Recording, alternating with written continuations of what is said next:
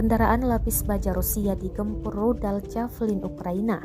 Rekaman detik-detik kendaraan tempur Rusia dihantam rudal beredar di Telegram pada Selasa 4 Oktober 2022. Dalam keterangan unggahan disebutkan, di Donbas, kendaraan lapis baja dalam menjalankan tugas yang diberikan mengalami masalah.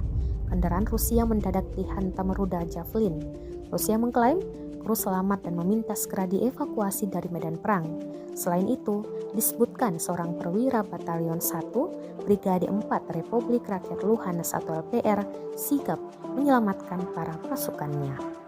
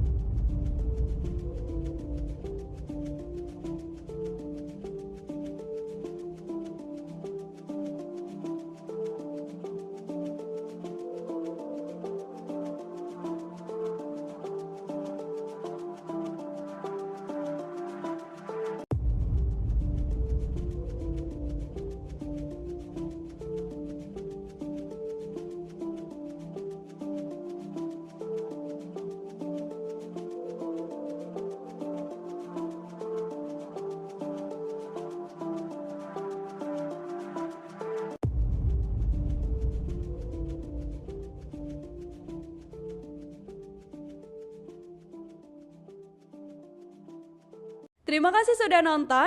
Jangan lupa like, subscribe, dan share ya.